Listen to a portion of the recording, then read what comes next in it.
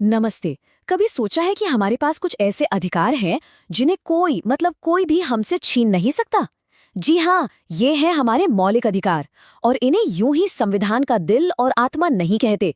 तो चलिए आज इन्हीं अधिकारों की दुनिया में गोता लगाते हैं और समझते हैं कि ये आखिर हैं क्या और क्यों ये इतने खास हैं। तो सबसे बड़ा सवाल यही है ना, कि आखिर वो कौन से बेसिक राइट्स हैं जिन पर कोई भी सरकार हाथ नहीं डाल सकती, चाहे वो कितनी भी पावरफुल क्यों ना हो। इसी सवाल का जवाब हमें बताता है कि फंडामेंटल राइट्स क्यों हमारे डेमोक्रेसी की, हमारे लोकतंत्र की जान है। तो आज हम क्या-क्या जानने वाले हैं? सबसे पहले समझेंगे कि भारत का मैग्ना कार्टा क्या है। फिर बात करेंगे समानता के अधिकार की। उसके बाद हमारी 6 सबसे जरूरी आजादियों पर नजर डालेंगे। फिर देखेंगे कि शोषण और धर्म से जुड़े अधिकार क्या कहते हैं। और आखिर में उस अल्टीमेट सेफ्टी गार्ड की बात करेंगे जो इन सब अधिकारों की रक्षा करता है। तो चलिए शुरू करते हैं पहले टॉपिक से, भारत का मैग्ना कार्टा। अब सवाल ये है कि भाई संविधान के पार्ट 3 में जो आर्टिकल 12 से 35 तक है, उसमें ऐसा क्या है कि उसे इतना बड़ा नाम दिया गया? देखिए, ये जो शब्द है ना, मैग्ना कार्टा, ये असल में इंग्लैंड से आया है। ये वहाँ का सबसे पहला राइट्स का चार्टर था। अब हमारे संविधान का जो पार्ट 3 है, उसमें इतने डिटेल्ड और जबरदस्त फंडामेंटल राइट्स दिए गए हैं कि इसकी तुलना उसी से की जाती है। इसीलिए इसे भारत का मैग्ना कार्टा कहते हैं। सच पूछे तो यही हमारे पूरे डेमोक्रेटिक सिस्टम की नींव है। अच्छा, अब इन अधिकारों की कुछ खास बातें समझ लेते हैं। पहली बात, इसका आइडिया हमने लिया है अमेरिका के संविधान से। दूसरी, ये जस्टिसेबल हैं, मतलब अगर किसी ने इन्हें वायलेट किया तो आप सीधे कोर्ट का दरवाजा खटखटा सकते हैं। तीसरी बात, ये एब्सोल्यूट नहीं है। सरकार इन पर रीजनेबल रेस्ट्रिक्शंस यानी वाजिब पाबंदियां लगा सकती है। और हाँ, चौथी बात, पार्लियामेंट इन्हें बदल भी सकती है, पर संविधान के बेसिक स्ट्रक्चर को हाथ लगाए बिना। यहाँ एक मजेदार फैक्ट है, पता है, शुरू में 7 फंडामेंटल राइट्स थे। राइट टू प्रॉपर्टी यानी संपत्ति का अधिकार भी इसी लिस्ट में था। लेकिन फिर 1978 में 44th अमेंडमेंट से इसे फंडामेंटल राइट से हटाकर एक लीगल राइट बना दिया गया। क्यों? ताकि सरकार को डेवलपमेंट प्रोजेक्ट्स के लिए जमीन लेने में आसानी हो। तो बस इसीलिए अब हमारे पास 6 फंडामेंटल राइट्स हैं।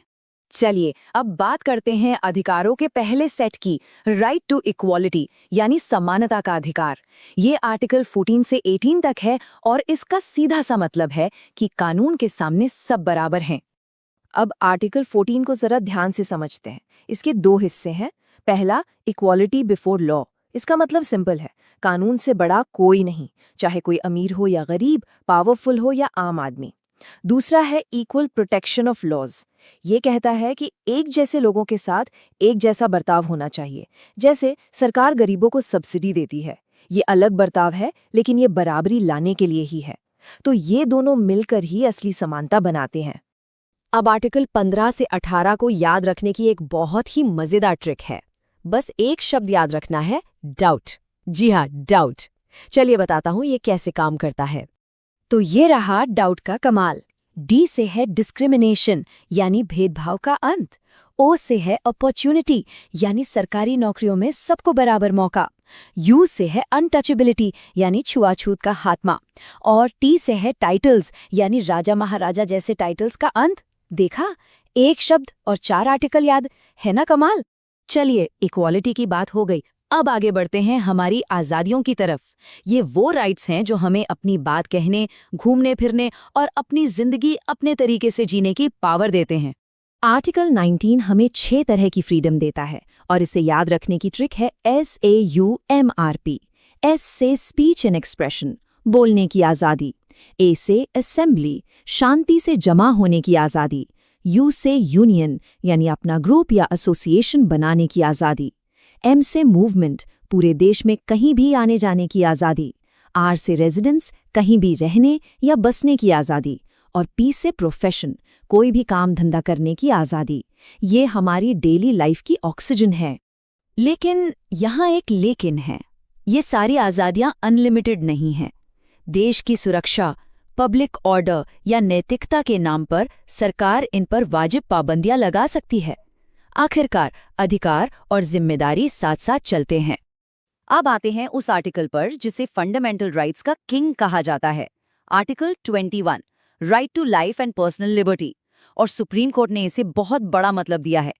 इसका मतलब सिर्फ सांस लेना नहीं है, बल्कि इज्जत से जीना है। राइट टू प्राइवेसी जो केएस पुट्टुस्वामी केस से आया, वो भी इसी में शामिल है। सोने का अधिकार, साफ हवा पानी का अधिकार, सब इसी के अंदर आता है। ठीक है, अब बात करते हैं उन अधिकारों की जो हमें हर तरह के शोषण से बचाते हैं और हमें अपने धर्म को मानने की आज़ादी देते हैं। ये ह्यूमन डिग्निटी के लिए बहुत ज़रूरी हैं। आर्टिकल 23 साफ साफ कहता है कि इंसानों की खरीद फरोख्त और ज़बरदस्ती काम करवाना, जिसे बेगारी भी कहते हैं, पूरी तरह से बैन है।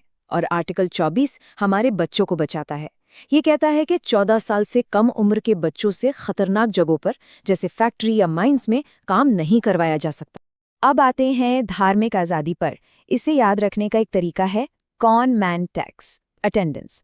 कॉन से है कॉन्शियस, यानी किसी भी धर्म को मानने या ना मानने की आज़ादी। मैन से है मैनेज, यानी अपने धार्मिक मामलों को मैनेज करने की आज़ादी। टैक्स मतलब सरकार किसी एक धर्म को बढ़ाने के लिए आपसे टैक्स नहीं ले सकती। और अटेंडेंस यानी सरकारी स्कूल कॉलेज में किसी को धार्मिक प्रार्थना के लिए मजबूर नहीं किया जा सकता। और अब हम आ पहुंचे हैं अपने आखिरी और शायद सबसे पावरफुल अधिकार पर। ये वो अधिकार है जो बाकी सारे अधिकारों को असलियत बनाता है। इसे आप एक मास्टर की समझ सकते हैं, जो बाकी सारे अधिकारों के ताले खोलती है। खुद डॉक्टर B.R. अम्बेडकर ने इस अधिकार के लिए कहा था कि इसके बिना ये संविधान कुछ भी नहीं, ये संविधान का दिल है और उसकी आत्मा है। सोचिए कितनी बड़ी बात है ये। तो आखिर कौन सा है ये अधिकार? ऐसा क्या है इसमें जो इसे संविधान का बिग बॉस बनाता है? ये है article 32, right to constitutional remedies, यानी संवैधानिक उपचार का अधिकार। ये वो जबरदस्त अधिकार है जो हमें पावर देता है कि अगर हमारा कोई भी फंडामेंटल राइट छीना जाए तो हम सीधे सुप्रीम कोर्ट जा सकते हैं। इसीलिए तो सुप्रीम कोर्ट को गारंटर ऑफ फंडामेंटल राइट्स कहते हैं। तो सुप्रीम कोर्ट ये करता कैसे है? इसके लिए कोर्ट के पास 5 तरह के हथियार हैं, जिन्हें हम रिट्स कहते हैं। जैसे कि हेबियस कॉर्पस, इसका मतलब है शरीर को पेश करो। अगर पुलिस किसी को गैर कानूनी तरीके से पकड़ ले तो कोर्ट ऑर्डर दे सकता है कि उस व्यक्ति को सामने लाया जाए। एक और है मैंडेमस, मतलब हम आदेश देते हैं।